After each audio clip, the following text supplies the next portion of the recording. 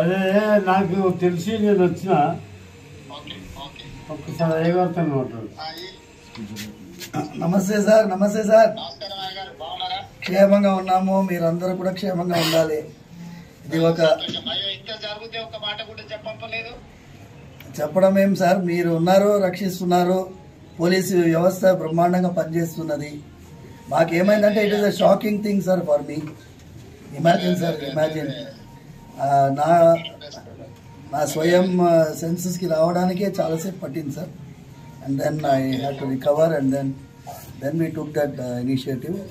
తర్వాత పోలీస్ అయితే ఎక్సలెంట్గా they have taken it up. And ఇది ఒక నెట్వర్క్ని సార్.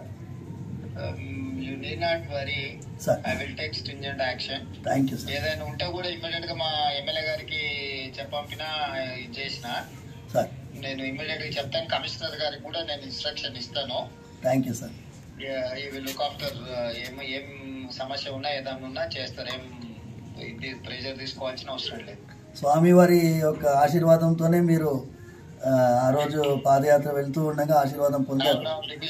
అవును సార్, అవును అవును సార్, అవును సార్, అవును సార్. వీలు చూసుకొని మందిరానికి కూడా వస్తాను. రండి సార్, రండి. స్వామివారు జాగ్రత్తగా ఉండండి. ఏదైనా విషయం ఉంటే ప్రభుత్వం మీకు పూర్తిగా సహకారంగా ఉంటుంది. Thank you sir. నమస్తే సార్. నమస్తే సార్. ఓకే ఓకే, నమస్తే నమస్తే.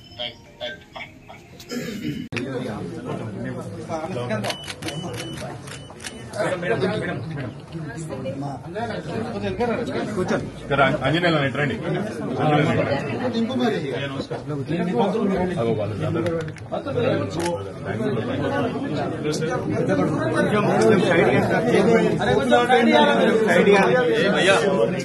కొంచెం సైడ్ కొద్దిసేపు మాట్లాడుకోకుండా సైలెంట్ గా మనం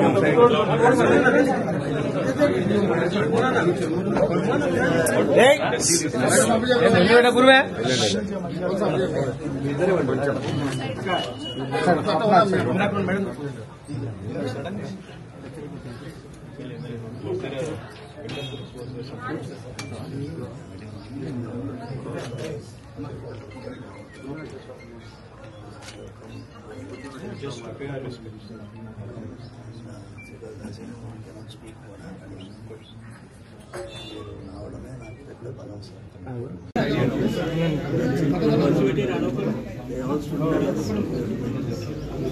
ఓకేనా రవి?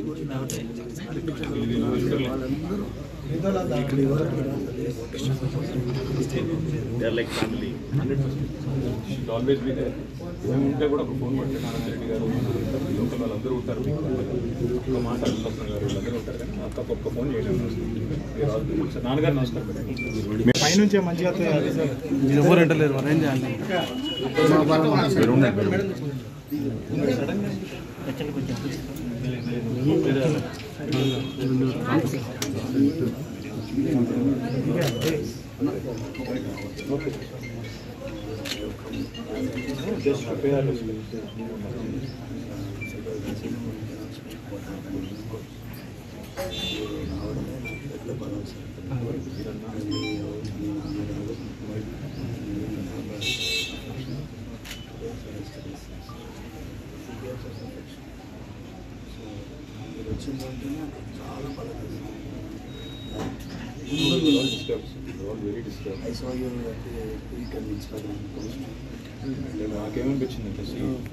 మరి చిలుకూరు బాలాజీ దేవాలయంలో పెద్దలు చాలా కాలంగా సౌందరరాజన్ గారు, వారి తర్వాత ప్రధాన అర్చకులు రంగరాజన్ గారు ఇక్కడ ఏదైతే సేవలు అందిస్తున్నారో వారిని వాళ్ళ అగౌరవపరచడమే కాకుండా ఈరోజు రాష్ట్రంలో అధోగతి పాలైన శాంతి భద్రతల సాక్షిగా వారి మీద దాడికి దిగడం ఏదైతే ఉందో నిజంగా కూడా అత్యంత దుర్మార్గమైన, అత్యంత నీచమైన కార్యక్రమం.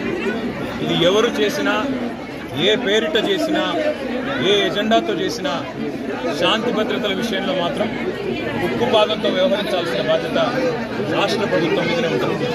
ఇవాళ భగవంతుడి సేవలో నిమగ్నమయ్యే పెద్దలు రంగరాజన్ గారు, సౌందరరాజన్ గారి కుటుంబం పరిస్థితి ఈ విధంగా ఉంది అంటే మరి ఈ రాష్ట్రంలో శాంతి భద్రతలు ఎంత అధ్వానంగా ఉన్నాయో దీన్ని బట్టి చెప్పవచ్చు.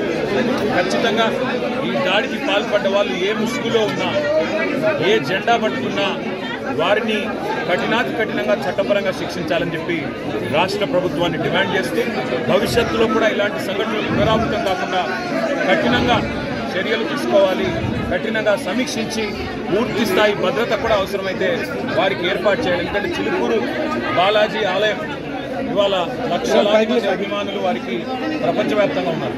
అట్లాంటి చిలుకూరు బాలాజీ ఆలయానికి మరి గొప్పగా సేవ